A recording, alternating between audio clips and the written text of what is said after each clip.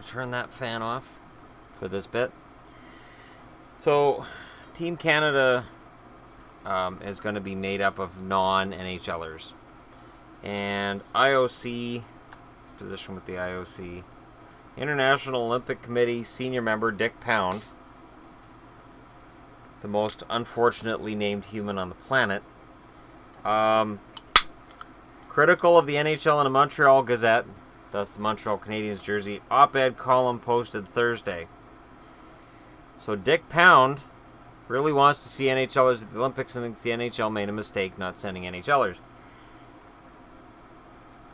And also states that players should have the right to go, even though the NHL is not taking a break in scheduling.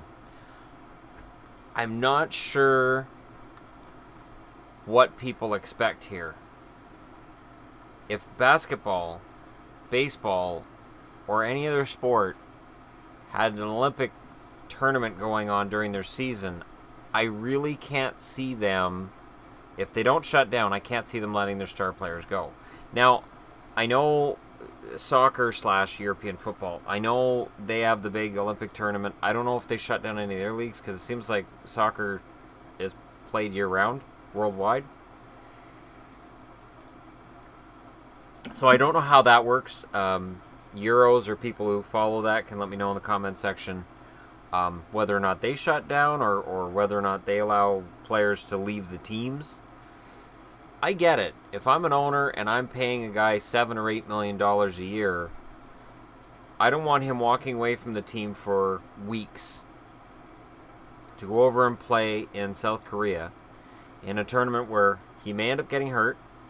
He's going to end up being jet lagged, so he's probably not going to be useful to me the first few days after he gets back from the Olympics. So, I mean, you're looking at about a month that this guy's going to be out of the lineup.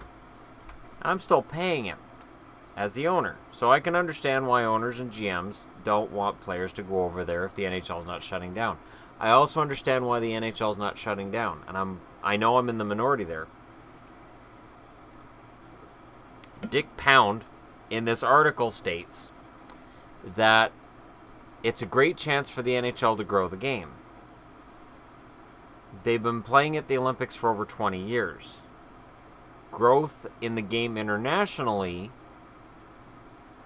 I haven't seen it as coming from the Olympic tournament. I've seen it coming through World Championships. I've seen it coming through grassroots projects. I've seen it coming through sometimes Canadians transplant to other areas of the world and bring the game with them. And I haven't seen very many who it feels like were just influenced by the Olympics to play. Now, I'm going to say this too. By NHLers not going, it's going to weaken Team Canada. It's going to weaken the U.S. It's going to weaken some of those teams. It's going to allow a Norway, a Switzerland, Belarus, Latvia. It's going to give these countries, if they make the Olympic tournament, it's going to give them a shot at beating one of the world powers. And you can say, oh, well, it's because the best players weren't there. On a world stage, it doesn't matter. So think about it. If Latvia goes to the Olympics and they get crushed, people at home are going to watch. But on the other hand, if Latvia goes over and gets a bronze medal, that's awesome for them. So that's the way I see it. But the way I remember it, before the NHL participated, Canada still did relatively well. We weren't gold medalists by any chance, or any stretch of the imagination, but it was a good team. They did well when given the chance. And there will always be players you can pick up. Like, there's 2 tournaments that are going to be played before the Olympics, and they're probably going to pull most of their players from there. They've been talking to Shane Doan, Jarome Iginla, and apparently Mike Fisher now as well. And the odds are one or more of those guys will play. And you might see a Shane Doan or a Jarome Iginla playing well. Now, if it's on the big Olympic ice surface, it may be a little tougher for them. They may not be able to play the same number of minutes they would otherwise. But, you know, the Olympics have always kind of been like the tournament starts and it takes a while for the big superpower teams to get warmed up, and some of the games sometimes are really lopsided, and when it's overseas and the games are really late at night for us, we may not watch it. I understand that for Euros and for people in that time zone, it's great. But for NHL fans, it isn't necessarily. Unless you want to watch it time delayed, and then people are going to spoil the score, and you're going to want to punch them in the face repeatedly. Which is frowned upon in the workplace.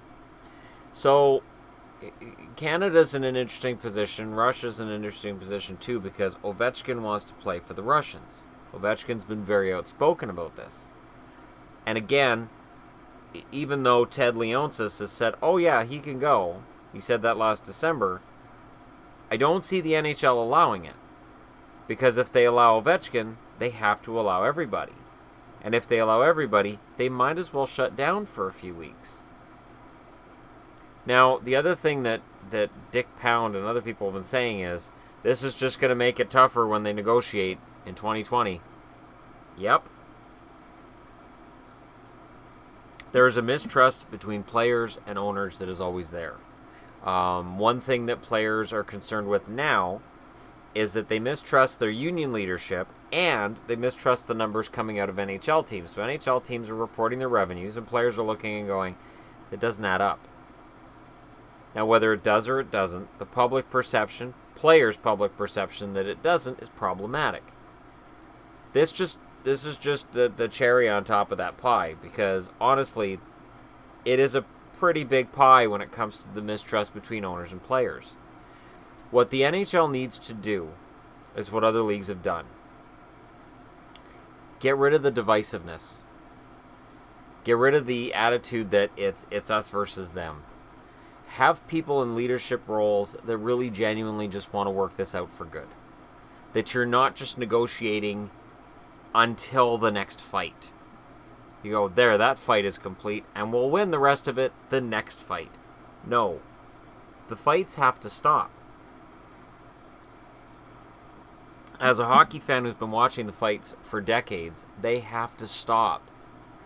The NHL has to come together, and on something as seemingly easy to figure out as the Olympics, the players didn't understand that it wasn't in the CBA, or seemingly didn't understand that because it's not in the CBA, the NHL could make up its mind and do whatever the hell they wanted, and the NHL didn't think it was a big deal because the NHLPA didn't negotiate that in the CBA. This just shows how little they're talking to each other at a time when they should be talking to each other. Like, you have revenue sharing now. You have revenue sharing, meaning it is in the interest of both the owners and the players to work together.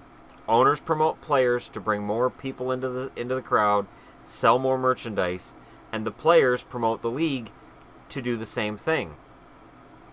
And for whatever reason, they can't get together on this.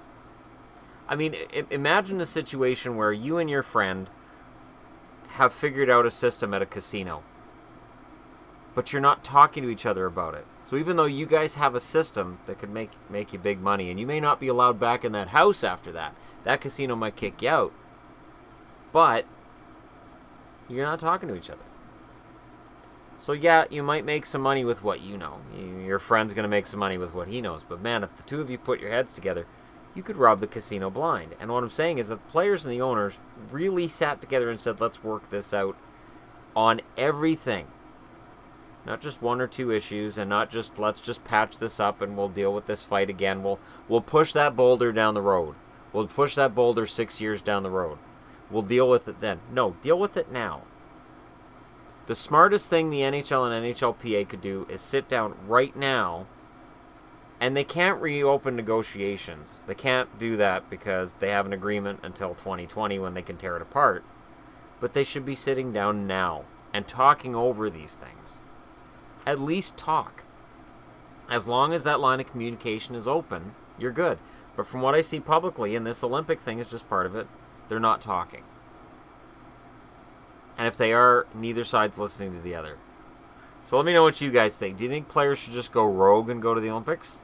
Do you think the NHL should allow it? Does the NHL suspend players that do it? Does the NHL fine players that do it? I would think a fine would be automatic. I would think that any game you miss because you've decided to go over and play somewhere else, you don't get paid for it. But There's NHL agreements in place for that too. There's a maximum amount players can be fined. But can you take away their pay because they're not playing for your team? Like it is, and if an owner says, yeah, go ahead, you're fine, and then the league says, no, he's wrong, well, what's the legal view on this? So this could just turn into a big mess. Let me know what you guys think. Should they all just go over and play and just say to heck with it? Does that wreak havoc with the standings for a few weeks? Does this mean that teams that should make the playoffs but have a bunch of guys who'd play in the Olympics, if they get to go, that team's negatively affected and maybe they miss the playoffs? It's something to consider. Let me know what you guys think. Hit like and subscribe if you're browsing your way through. And thank you so much for watching. I'll talk to you again soon.